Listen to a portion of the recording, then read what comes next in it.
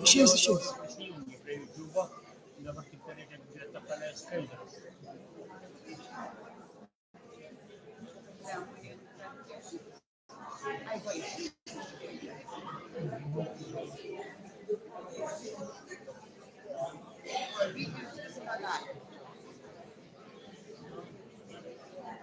Aišku, būtų gerai pasirinkti įrašyti, jo pasirašyti.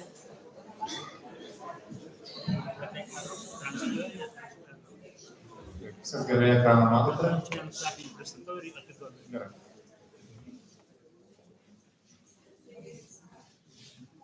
Labą dieną, gerbiami kolegos, jeigu ruošiasi susirinkimas, šiandien pas mus vieši gerbiamas Teodoras Grigaliūnas.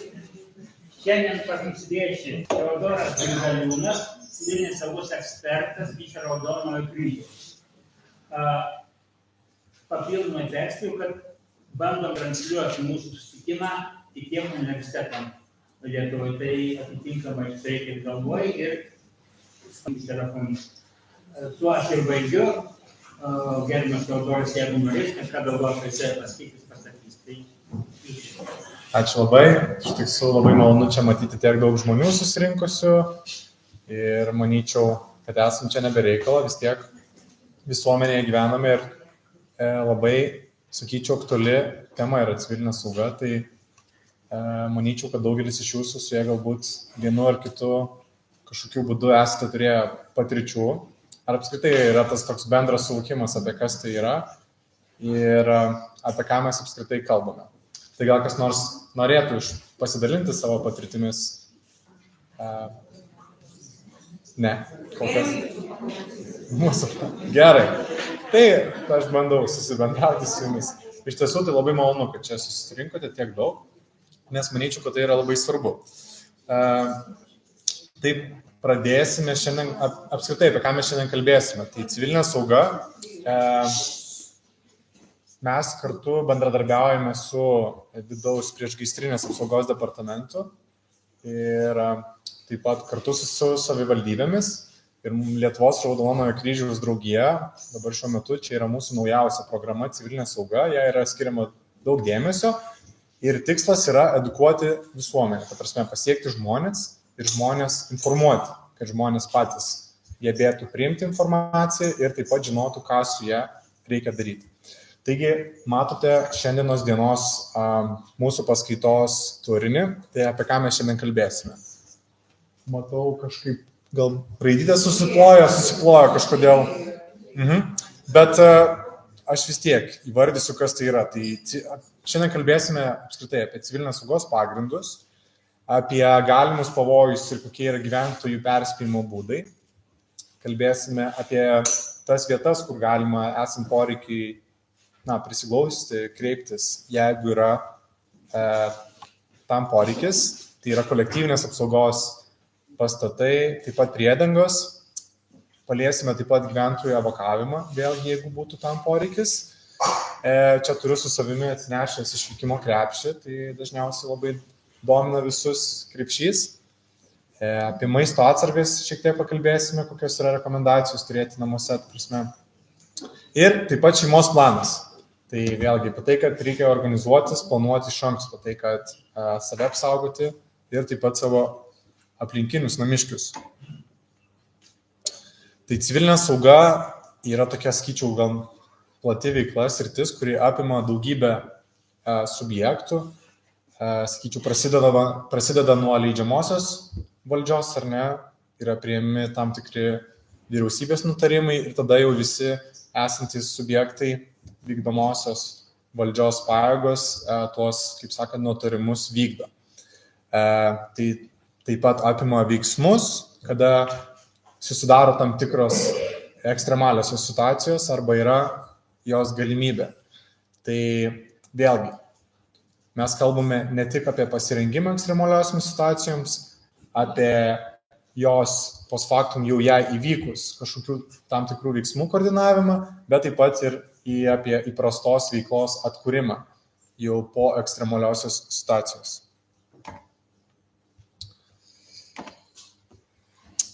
Dar kartelį, čia tokia vizualizacija, kaip galėtų atrodyti kažkokia situacija. Tai tarkim įvyksta kažkoks įvykis ir reikia suprasti, kad ne kiekvienas įvykis yra laikomas ekstremaliu situacija, nes tam yra reikalinga įsivertinti galimas pavojus ir yra daromas rizikos vertinimas. Vadinasi, yra tam tikri kriterijai, kada yra būtent juos pasiekus skelbiama ekstremalioji situacija.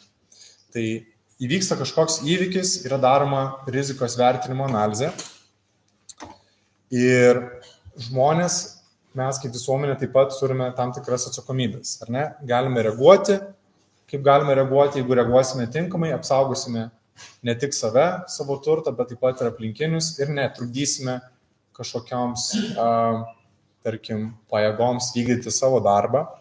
Taip pat mes galėsime pasirūpinti ir prisidėti, kad atkurtume tą įprastą veiklą, kad galėtų gyvenimas grįžti į normalų ritmą. Prevencija. Tai matyt, kuo geriau irgi būsime pasirengę, tuo ta ekstremali situacija ir jos apskritai galimybė galbūt bus mažesnė, kad neįvyks. Ir žinoma, parengtis, bet kokiu atveju turime būti pasiruošę. Visą laiką reikia ruoštis blogiausiam scenarijui, nes tuomet tada būsi geriausiai pasiruošęs ir matyti, galėsi sumažinti tuos potencialius padarinius. Dabar kaip atrodo krizių valdymo ir civilinės saugos sistemos subjektai, tai kaip jau minėjau, veikla apimanti civilinę saugą yra tiek vykdomoje, tiek leidžiamoje valdžias, ar ne? Tai viskas prasideda nuo Lietuvos Respublikos vyriausybės ir čia matote tokią, kaip sakant, grandinėlę subjektų. Ir pačioje jau matote yra civilinės saugos pajėgos. Tai civilinės saugos pajėgos tai yra daug institucijų, daug pajėgų, kurios yra įsitraukusios į šitą veiklą. Tuoj pažiūrėsim ir pačią vizualizaciją, kaip tai galėtų atrodyti. Bet matote, čia yra labai daug subjektų, kurie taip pat yra pajungti po vienu jungu ir visi, vadinasi, visa visuomenė, visa valstybė yra dirbanti kartu. Taigi, mes kalbame apie ekstremaliasias situacijos, jos yra tam tikrų tipų. Tai gali būti savivaldybės mastu ekstremali situacija skelbiama, taip pat gali būti valstybės mastu. Tai jeigu kalbame apie savivaldybės, tai savivaldybių meras organizuoja pasirengimą ekstremaliosioms situacijoms ir šią veiklą koordinuoja su ministerijų parengties pareigūnais. Tai su, kaip jau minėjom, vidaus priešgaisrinės apsaugos departamentu ir kitais, tarkim, specialistais. Tai yra informavimas visuomenės, kas tai eina į šį būtent irgi procesą. Viskas yra vykdoma vyriausybės nustatyta tvarka. Tai pavyzdžiui, pavyzdys būtų, jeigu ekstremaliosios situacijos metu arba kitokio įvykio metu nutrūksta komunalinių paslaugų tiekimas, tai vėlgi savivaldybė rūpinasi tų komunalinių paslaugų atstatymą, pasitelkdama jam savivaldybei pavaldžias institucijas. Kitos įstaigos, ūkio subjektai ir veiklos vykdytojai, taigi vėlgi gali teikti materialinius išteklius, taip pavyzdžiui, teikti humanitarinius paketus, ar ne? Tarkim, kaip mūsų nevyriausybinės organizacijos teikia kažkokių tai ekstremalių situacijų metu ar nelaimių. Taip pat dalyvauja bandant suvaldyti ekstremaliųjų situacijų valdymo planą. Tarkim, gali būti irgi siunčiami savanoriai arba net nebūtinai specialistai, gali patys žmonės prisidėti ar ne prie kažkokios situacijos suvaldymo. Ir taip pat yra vykdomi gelbėjimo darbai.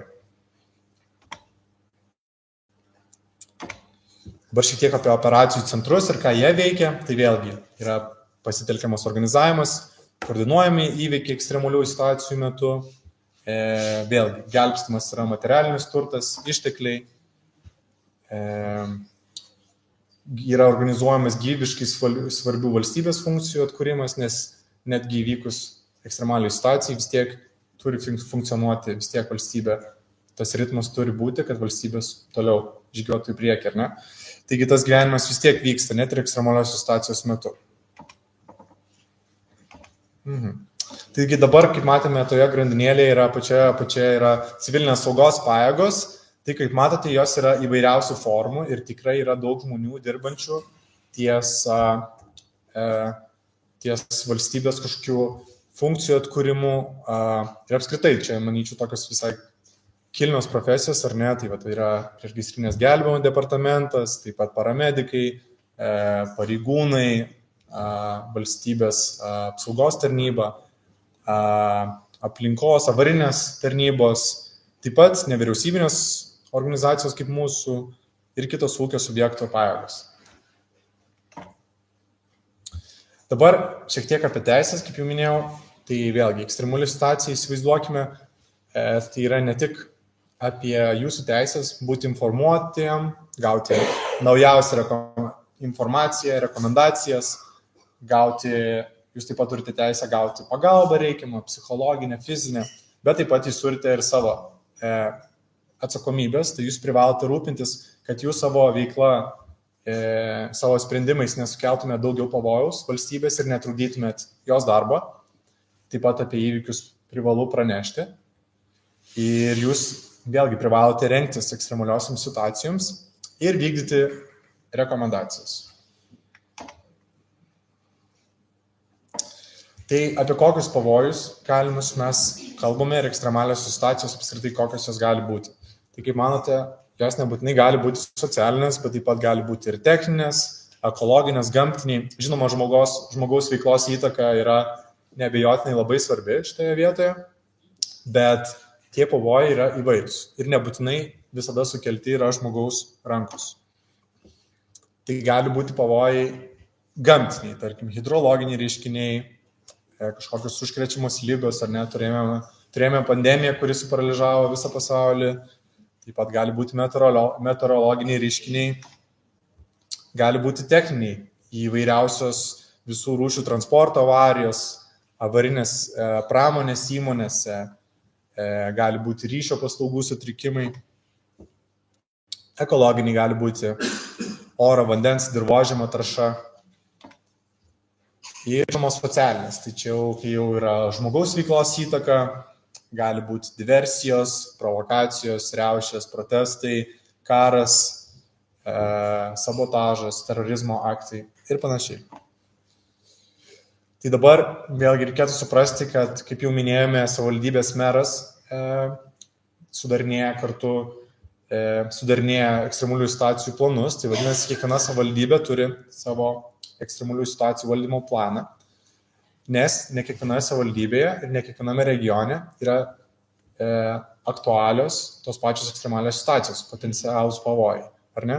Taigi kiekviena savivaldybė turi savo ekstremalių situacijų valdymo planus. Juos galime pasižiūrėti lt72.lt, yra toks puslapis. Galite užsirašyti. Ten yra labai daug informacijos, dar šios paskaitos metu dar daug kartų jį minėsime, šį puslapį. Ir taip pat žinau, kad yra kuriama šiuo metu programėlė, greitų metu irgi bus lt72.lt. Tai ten daug yra informacijos, apskritai apie civilinę saugą, ten yra daug žemėlapių. Tai vat, galima ten pasinagrinėti, kokie yra pavojai savivaldybėse ir kaip savivaldybės ruošiasi juos spręsti. Nes vėlgi reikėtų suprasti ir ne, dar grįžtant prie šitos temos, tai matyt, jeigu kalbame, pavyzdžiui, apie Vilniaus regioną, tai kokia yra potenciali grėsmė jūsų? Jūs man pasakykite dabar.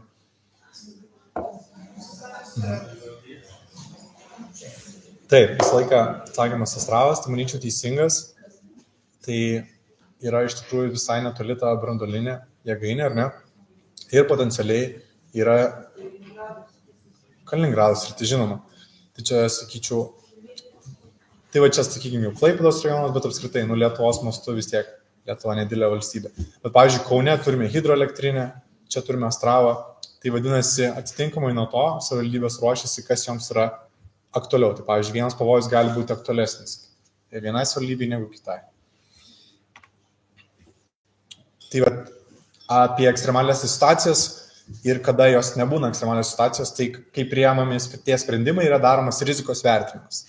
Tai yra nustatyti tam tikri kriterijai, tai ekstremali situacija galima būtų skelbti tokiais atvejais, kada yra grėsia didelis pavojus gyventojų gyvybei ir sveikatai, turtui aplinkai, apskritai, kai yra trikdoma viešoji tvarka. Tai vadinasi, yra pasiekimi tam tikri kriterijai, yra skelbiama ekstremalioji situacija. Tai pastaruoju metu daug ekstremalių situacijų gan turime, gal jūs galite kokių pavyzdžių pateikti? Čia. Taip. Čia apie Alytų, ne? Supratau. Tai turėjome gaisrų, ar ne? Daugiabučiai degė, pavyzdžiui, potviniai. Pavyzdžiui, lėktuvas buvo nukritęs. Taip. Tai reikėtų suprasti, kad ekstremalioji situacija gali būti vėlgi paliesti tam tikrą grupę žmonių, bet taip pat tai yra sutrikdoma viešoji tvarka ir taip, gauname pranešimus vėlgi. Tai ekstremalioji situacija gali būti savivaldybės mastu. Dabar apskritai kaip atrodo ta tvarka, kada yra skelbiama ekstremalioji situacija, pavyzdžiui, savivaldybės lygiu. Tai yra gaunama informacija, mero įgaliotas asmuo pateikia informaciją operacijų centrui, jie pasidaro savo rizikos vertinimo analizę, ar tai atitinka šios kriterijus skelbti ekstremalią situaciją ir tokiu metu yra skelbiama ekstremali situacija ir meras skiria operacijų vadovą. Valstybės lygio ekstremalioji situacija analogiškai gali suprantama paliečia didesnę kur kas kiekį, tarkim, žmonių, apskritai teritorija gali būti netgi išplisti už valstybės ribų, tai gali, tarkim, būti Baltijos jūros, tarkim, vandenyse regione, ar ne? Ir tai vėlgi, ekstremalioji situacija turi atitikti kriterijus dviejose ar daugiau savivaldybių teritorijų. Turi būti nurodyta trukmė, kiek yra skelbiama ekstremali situacija. Ir atitinkamai pagal Lietuvos vyriausybės projektą yra skelbiama ekstremalioji situacija. Štai. Na ir dabar pradėsime nuo mūsų pirmojo punkto civilinės saugos 5 žingsnių programos tavo saugumai nuo gyventojų perspėjimo. Tai iš karto paklausiu jūsų, kokius žinote informacijos gavimo būdus, kaip gauti informaciją.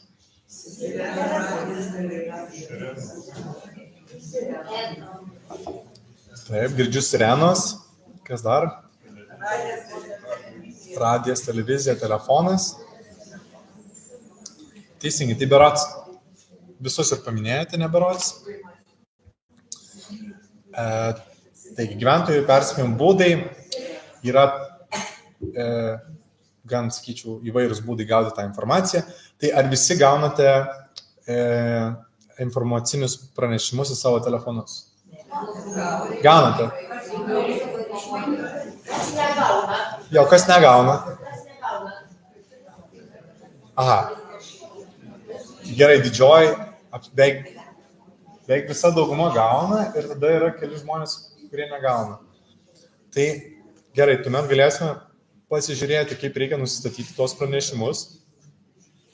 Bet jeigu didžioji dalis gauna, tai vadinasi labai gerai, irgi ekstremaliosios situacijos metu gausite tą informaciją. Dažniausiai ta informacija būna ten, kad ar vėjas pakilęs, ar oro tarša, geriau likti namie, tai vėlgi gaunate rekomendacijas. Kiti būdai yra, pavyzdžiui, sirenos. Tai vėlgi, čia beveik prieš 2 mėnesius buvo vykdomi pratybos, ar ne, sirenos, kurios metu buvo testuojamas pratybos. Taigi vėlgi yra Lietuvos radija ir televizija ir ši informacija bus taip pat transliuojama ir kitų kanalų. Ir taip pat yra pareigūnai. Tai pareigūnai gali atkartoti, pavyzdžiui, tą informaciją, kuri yra skelbiama per sirenas. Tai jie gali atkartoti pareigūnai, taip pat patruliuojant gatvėmis ant savo automobilių. Jie taip pat turi mobilias montuojamas sirenas. Pamatysime to vėliau. Taigi, kaip elgtis išgirdus kaukiančias sirenas? Reikia klausyti informacijos, gauti informaciją ir net, tarkim, jungti radiją ar televiziją. Reikia išklausyti, apskritai, kas tai yra per pavojus ir suprasti, gauti rekomendacijas, kaip jo išvengti. Ir reikia vykdyti informaciją, išsekti nurodymus apie ekstremalią situaciją. Dabar šiek tiek apie sirenas. Tai yra elektroninės akustinės tipo sirenos, tai tokios kaip montuojamos yra namų stogų, ar ne? Tai vėlgi yra visas jų veikimo mastas, žemėlapis ir paveikumas. LT72 puslapyje toje pamatysime yra tas sirenų visas žemėlapis. Ir taip pat yra mobilios akustinės sirenos, kaip jau minėjau, tarkim, ant pareigūnų automobilių jos gali būti montuojamos. Tai nežinau, iš karto užbėgant į už akių šiek tiek. Yra žmonių sakė, kad jie negirdėjo sirenų arba pas juos prie namų nesigirdi. Tai dėl to ir vykdomas yra tas testavimas. Ir taip pat pareigūnai žino tas sirenų veikimo zonas ir kokią teritoriją ir kokį plotą tos sirenos pasiekia. Tuomet tokiu atveju pareigūnai montuoja mobilias akustinės sirenas ant savo automobilių ir tą informaciją atkartoja, patruliuodami gatvėmis ir tose zonose, kur tos sirenos galbūt nenuskambėjo. Čia yra pavyzdys, kaip galėtų atrodyti sirenų veikimo principas. Tai yra toks kaukiantis, nelabai malonus signalas. Ar ne, tikriausiai esate girdėję, įsivaizduojate. Girdėjot, ar ne? Tai yra tam tikras intervalas, kaip matote, yra sirenos gausmas ir yra tarp jų sakoma informacija ir apskritai pranešamas pavojus. Tai dabar gal neklausysime, manyčiau. Nesu tikras, ar čia kolonėlės pajungtus. Bet apskritai, ką galėtų transliuoti tas pavojus, ar ne? Ir tos sirenos, ką jos galėtų signalizuoti. Tai gali būti įvairus tos pavojus, dėmesio visiems, tarkim, oro pavojus, radiacinis pavojus, gali būti tiesiog perspėjimo sistemos patikrinimas. Dabar apskritai, ką reikėtų daryti? Dėmesio visiems išgirdę, tarkim, signalą, dėmesio visiems. Tai jums vėlgi reikėtų įsijungti Lietuvos radiją ir televiziją, išklausyti pranešimą, vykdyti rekomendacijas. Vadinasi, reikia pirmiausia gauti informaciją ir suprasti apskritai, kokia yra pavojus kilmė, apie kokį pavojų eina esmė. Radiacinio pavojaus metu. Vėlgi lygiai taip pat gauti informaciją ir ją supratus, matyt, jūs taip pat irgi gausite informaciją apie tai, ar yra saugiau likti namuose, ar geriau reikia evakuotis. Taigi reikėtų išklausyti pranešimą pirmiausia. Ir jeigu nurodyta evakuotis, čia yra nurodytas sąrašas daiktų, kaip pirmosios medicinės pagalbos vaistinėlė, pinigai grynieji, ryšio priemonės. Bet realiai tai čia yra daiktai, kurie turėtų būti jūsų išvykimo krepšyje. Tai išvykimo krepšį mes panagrinėsime ir jo turinį panagrinėsime paskaitos pabaigoje. Tiesiog iš karto pasakau, kad realiai jūs turėtumėte turėti jūsų susidėję išvykimo krepšį. Tokia būtų rekomendacija. Jeigu yra išeidami iš namų, užsidėkite respiratorių, žinoma, bandykite neliesti kažkokių paviršių, ar ne? Jeigu būtent patekote į šito zoną. Cheminis pavojus visai panašiai kaip radiacinis. Vėlgi reikėtų kuo greičiau pasišalinti iš tos zonos, jeigu jūs ją pakliuvote, ar ne? Jeigu esate namuose, reikėtų kuo geriau užsandarinti namus, langus, orlaides, užkamšyti kažkokiais storesniais audeklais, uždengti šulinius. Jeigu ketinate evakuotis vėlgi, tai reikėtų turėti tą jau savo rinkinuką daiktų, kuris jums padės, kaip sakant, išgyventi iki tol, kol galėsite pasiekti kažkokį prieglobstį ir pagalbą. Oro pavojus. Oro pavojaus metu reikėtų vėlgi išklausyti informaciją, reikėtų ieškoti artimiausios priedangos. Geriausiai būtų žinoti apskritai, kur ta priedanga yra iš anksto. Turėti vėlgi su savimi reikmenis, kurie jums padės ten praleisti tiek laiko, kiek reikės ir kada jau bus saugu palikti priedangą. Tai jeigu liksite namuose, vėlgi panagrinėsime, reikėtų užklijuoti lipnią juostą, apklijuoti langų stiklus, ištraukti užuolaidas, vežti savo gyvūnus į vidų ir taip pat keltis, bandyti į kambarį be langų, kažkur galbūt yra kur tvirtesnės sienos. Ką daryti, jeigu šalia įvyko sprogimas? Kristi ant žemės, užsidengti rankomis savo galvą, naudotis bet kokią priedangą, nes bet kokia šiuo atveju priedanga yra saugiau negu būti atvirame lauke. Tai reikėtų tai suprasti, tą priedangą, kuri yra šalia jūsų, tuo metu vis tiek jums tarnaus kaip priedanga, negu tai, kad būsite atvirame lauke, ar ne? Reikėtų neskubėti palikti priedangus, nes galbūt labai norėsis kuo greičiau iš ten pasitraukti. Bet, kaip žinia, skeveldros skrenda bumerangų principu ir jos dar gali ilgai ore, kaip sakant, tvyroti ir gali jau po pačio apšaudimo laiko, dar kuris laikas lyti iš dangaus skeveldros. Dėl to reikėtų įsitikinti iš tikrųjų, ar tikrai saugu pasitraukti iš priedangos ir tik tuomet bandyti judėti toliau. Padėti sužeistiesiems, jeigu yra tokia galimybė, suteikti pirmąją pagalbą. Ir tik tada, kai jau esate įsitikinę, kad galite ir yra saugu pasitraukti, tuomet jau judėti toliau. Taigi, būkite laiku įspėtas, kaip matote, lt72.lt, jau kartojasi, bet vėlgi šiame puslapyje yra daug informacijos ir jeigu kam būtų įdomu pasižiūrėti, kur yra sirenos ir jų veikimo zonas, galima būtų pasižiūrėti į sirenų žemėlapį. Puslapyje atsidarytumėt ir visoje Lietuvoje matytumėt, kur yra sirenos. Dabar apie gyventojų perspėjimo ir informavimo informacinę sistemą. Tai kaip jau minėjau, padarėm tokią kaip apklausėlę, dauguma iš jūsų jau gaunate šią informaciją, tai nieko daryti nereikia. Kitu atveju galima būtų pasikeisti kalbą, jeigu būtų tokia reikiamybė, ar ne? Kaip matote, yra skirtingi kodai ir kanalai. Galima informaciją gauti anglų kalba, lietuvių kalba, rusų kalba. Ir tai galite parekomenduoti tam, kam yra reikalinga, galbūt jūsų pažįstamiems, artimiems draugams.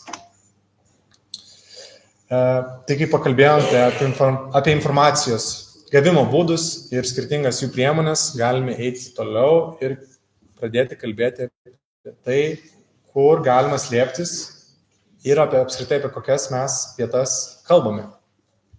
Tai apie kolektyvinės apsaugos statinius, priedangas, slėptuves ir kitokias saugias erdves. Tai galbūt jau žinote, ar matėte, kur aplink ten, kur dirbate, arba galbūt gyvenate, kur lankotės dažnai, galbūt jau vizualiai matėte priedangas, esate matę pastebėję ženklinimus. Tai pirmiausia, apie slėptuves. Nereikėtų maišyti su priedangomis.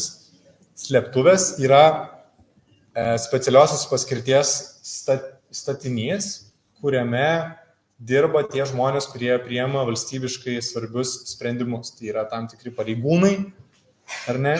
Tarkim, gali būti kažkokie gynybiniai štabai, ar ne? Ten galimai bus karininkai arba aukšto rango pareigūnai, valstybės tarnautojai, kurie priima tos sprendimus. Tai vadinasi, tie žmonės, kuriems ten jau paskirta būti, jie tikrai žino, kur yra slėptuvės.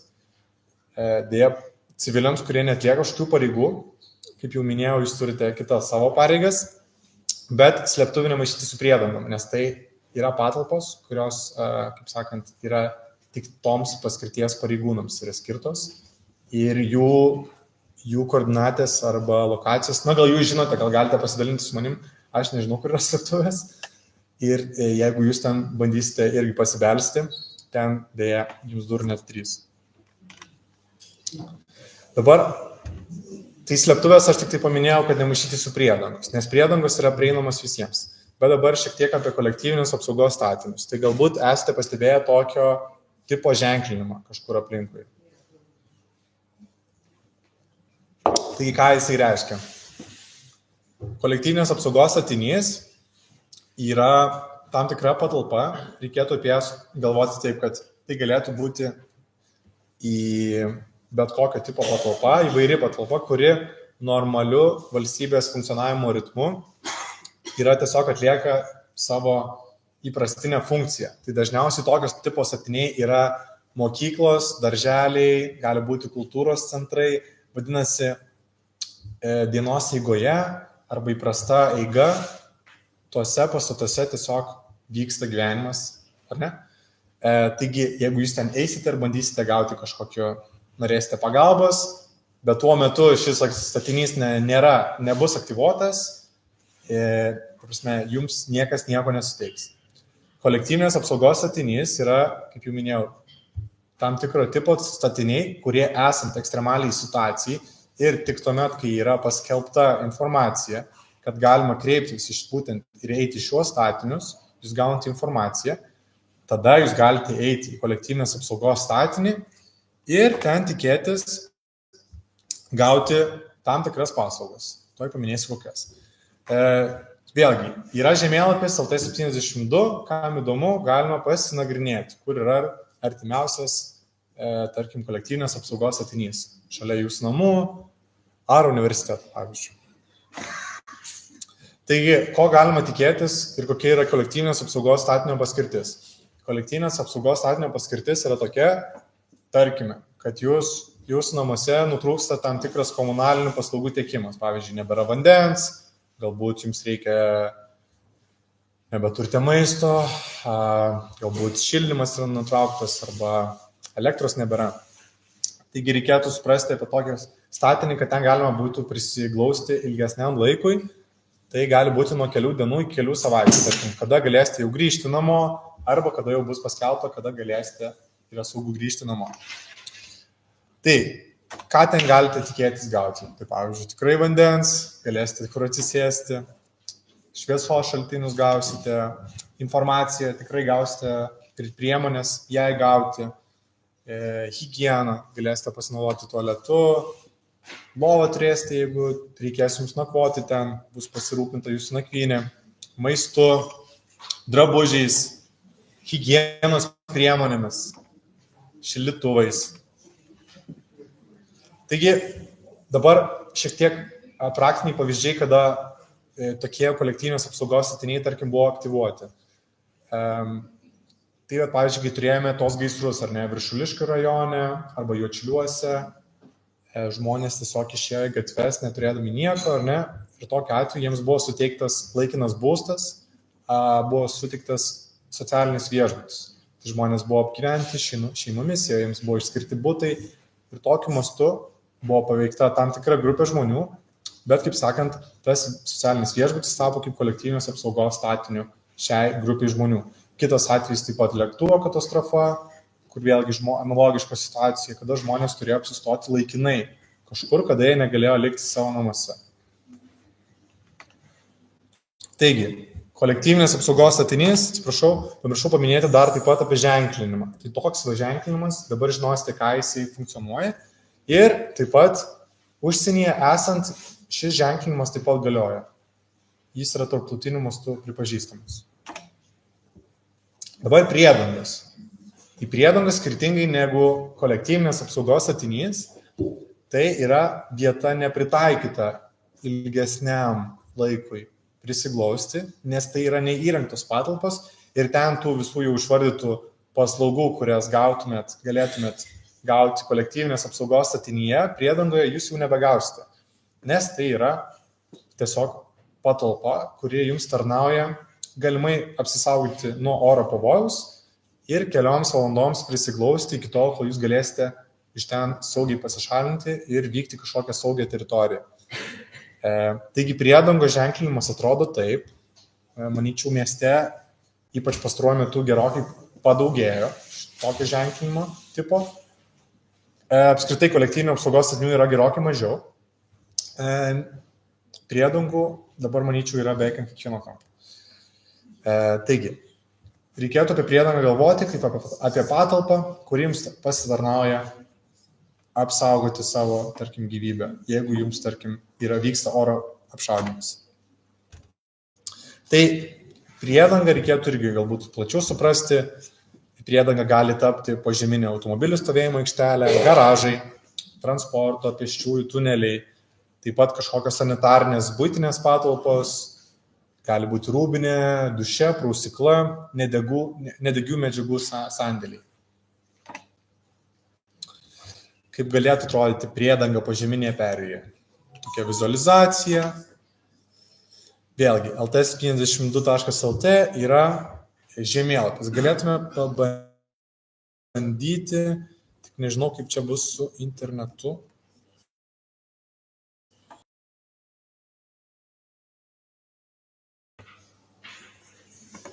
Kaip matote, dabar atsidarėme LTS72.lt puslapį ir čia yra daugybė informacijos. Taip pat yra apie gyventojų evakavimo punktus, netrukus pakalbėsime. Yra kolektyvinės apsaugos statinių žemėlapis, taip pat priedangų žemėlapis. Tai galime paspausti. Jeigu norėsite pasikartoti informaciją, tai vėlgi šiame puslapyje viską, ką aš jums pasakoju. Realiai čia rasite dar daugiau informacijos, galėsite gilintis, yra techniniai parametrai, statistika ir daug kitos informacijos. Galbūt netgi mane galėsite apšviesti. Jisai dažniausiai neturi langų, ar ne? Ir taip pat yra tam tikra 2 sienų taisyklė. Taigi yra sienos su sienos, kurios yra storesnės ir jos turi pertvaras, ar ne?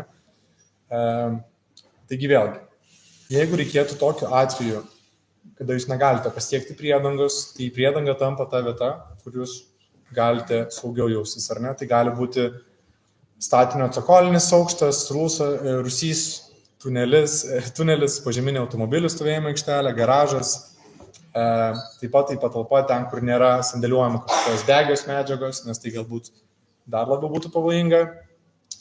Idealiu atveju žinoma, kad tai būtų patalpa, kur būtų daugiau negu vienas išėjimas ir taip pat būtų be langų. Bet apie saugią patalpą apskritai reikėtų galvoti apie tam tikrą patalpą, kurios sienos storis yra storesnis ir kuri patalpa turi 2 pertvaras.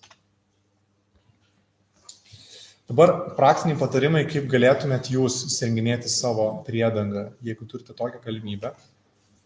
Tai vėlgi tinka mūrinio namo apatinis aukštas rūsys, kad būtų kuo mažiau langų ir atsarginis išėjimas.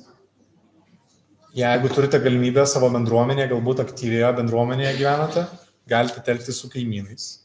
Žinau, kad ne visi turi tokią galimybę. Jeigu kuo daugiau patalpų, tuo daugiau galimybių. Yra galima, kadangi skaidyti erdves, kur galima sandėliuoti maisto atsargas, tarkim, kur galima būtų, nežinau, padaryti išvietę ir apskritai, kur galėtų būti, tarkim, patalpa poilsiui.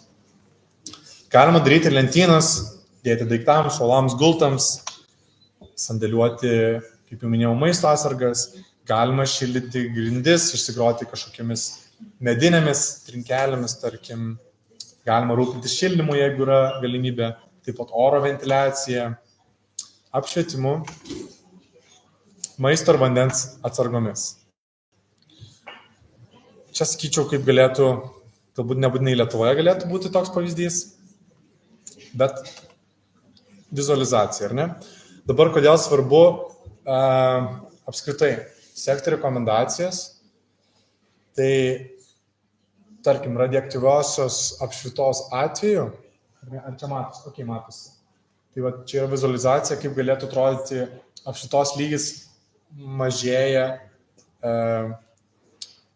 medinėme name ir esant mūrinėme name, ar ne? Ir taip pat, kuo tu esi žemiau, tarkim, po mūrinių pagrindų, tuo tau šitos lygis mažėja, apskritai, tu saugai savo gyvybę.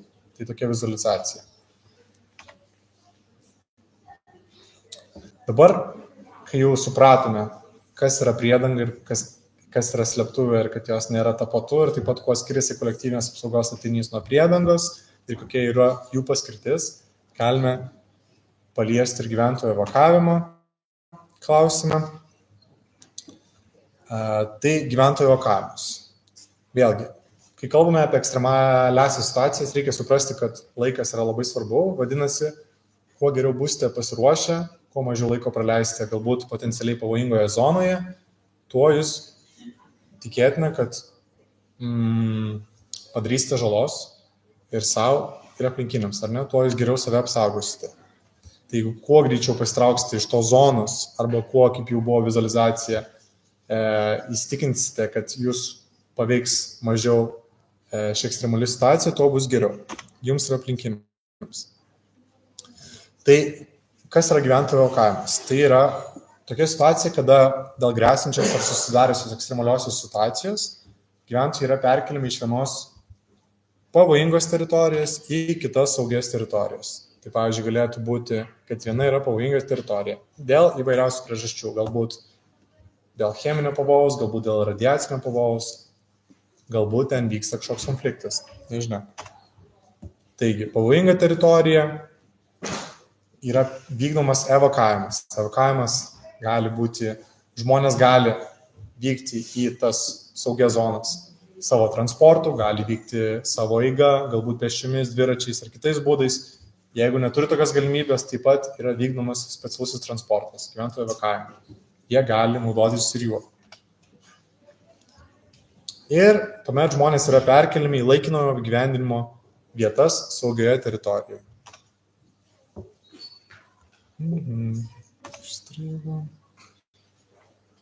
Dabar kokie yra evakuavimo organizavimo būdai ir kaip jie atrodo. Tai yra tiesiogiai, skubiai iš teritorijos, kuria yra pavojinga ir taip pat per gyventojų surinkimo punktus.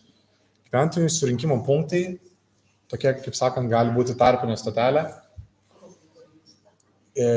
kur žmonės yra registruojami, taip pat ten yra atliekamos tam tikros funkcijos. Panašiai yra sudaromas tam tikros paslaugos, kurias tuoj paliesime. Tai kaip galėtų atrodyti gyventojų surinkimo punktas ir yra gyventojų jau priėmimo punktas. Pagal kaip yra vykdoma būtent gyventojų evakuavimas, tai gali būti vykdomas pagal gyvenamąją vietą, pagal darbo vietą arba taip pat pagal abu šitos kriterijus. Gyventojų priėmimo punktuose yra laikinojo, kaip sakant, apgyvendinimo vietos. Tai vėlgi panašiai kaip kolektyvinės apsaugos statiniai, tai yra tam tikri laisvi, gali būti visuomeniniai objektai arba privatus būstai. Tiek surinkimo punktai, tiek priėmimo punktai, jie neturi specialaus ženklinimo, bet, pavyzdžiui, kam jeigu įdomu, LT72 yra visas sąrašas šitų objektų ir vietų, kurios potencialiai galėtų pasitarnauti, tarkim, šiam atvejui.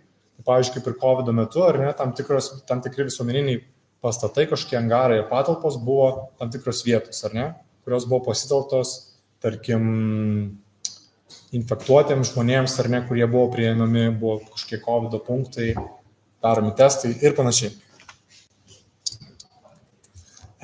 Dabar esant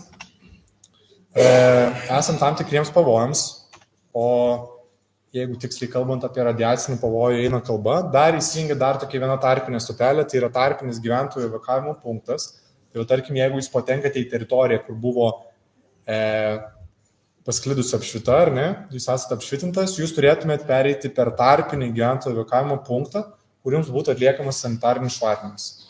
Jūs būtumėt, kaip sakant, nuprausiami ir taip pat jums būtų išskiriami nauji drabužiai, jums reikėtų pasikeisti drabužius. Ir nuo tarpinio gyventojų evakuavimo punktų jūs jau galėtumėt keliauti toliau į gyventojų priėmimo punktą. Čia vėl tos rodiklėlės atrodo kaip abiejais atvejais įprastai ir kaip, jeigu reikėtų pereiti tarpinį gyventojų evakuavimo punktą, galėtų atrodyti evakuavimas. Taigi, sprendimas evakuoti gyventojus yra vykdomas pagal ekstremalių situacijų valdymo planą ir taip pat priima sprendimus vienos savivaldybės, jeigu teritorijoje kalbam apie vieną savivaldybę, tai priima sprendimas savivaldybės meras. Dabar kas organizuoja šią tvarką? Tai Lietuvos Respublikos vyriausybė, jinai tvirtina gyventojų evakuavimo tvarkos aprašą. Priešgaisrinės apsaugos ir gelbėjimo departamentas koordinuoja kartu su Vidaus reikalų ministerija šį gyventojų evakavimą. Savivaldybės meras priima sprendimus ir gyventojų evakavimą savivaldybėse organizuoja ekstremalių situacijų operacijų centrai. Dar kartelį, gyventojų surinkimo punktas, tai vėlgi tam tikra vieta, kuri yra objektas arba pastatas administracinis, gali būti visuomeninis, gali būti privatus būstas, pasitelkiamas tam atveju, kada ši patalpas yra pasitelkiama atlikti tam tikras funkcijas. Sanitariniai švarinimai taip pat galėtų būti pasitelkiama tam tikra, gali būti vieša pirtis arba kažkokia darbo vieta, bet kurioje vietoje gali būti įkūriama.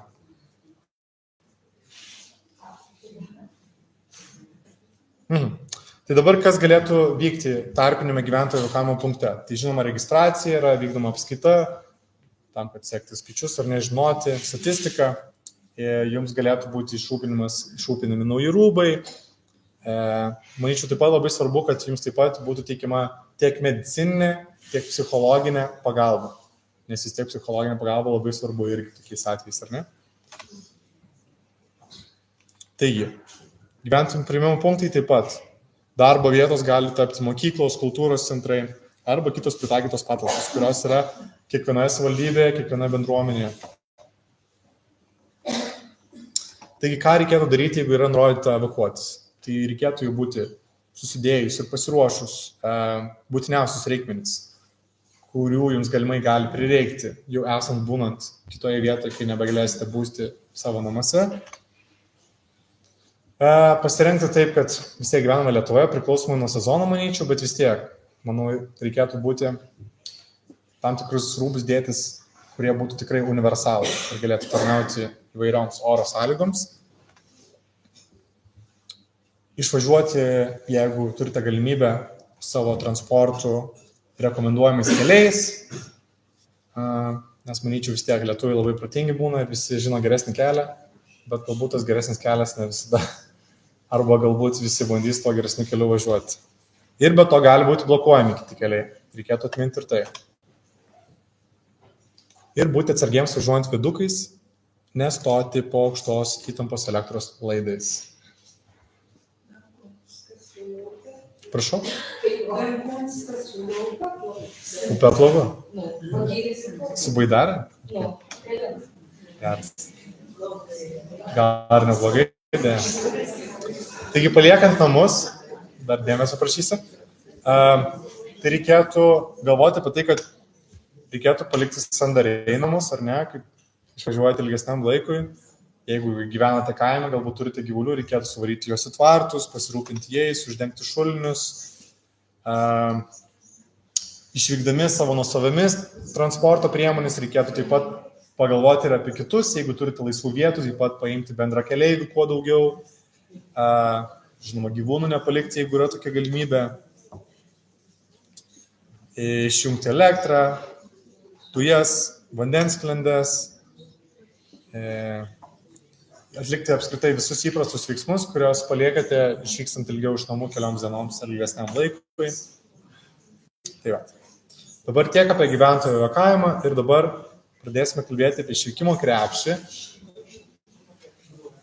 Tai išvykimo krepšį dabar užduosiu klausimą, kiek iš jūsų esate susidėję išvykimo krepšį.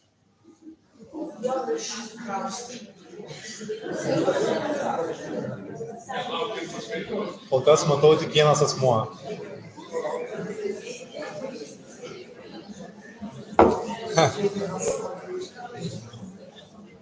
Na tai čia labai geras pavyzdys, toks iliustruojantis, sakyčiau, nes visiems labai neramu, visi turi begalės klausimų, bet namų darbų ir nuo savęs nieks nenori pradėti. Tai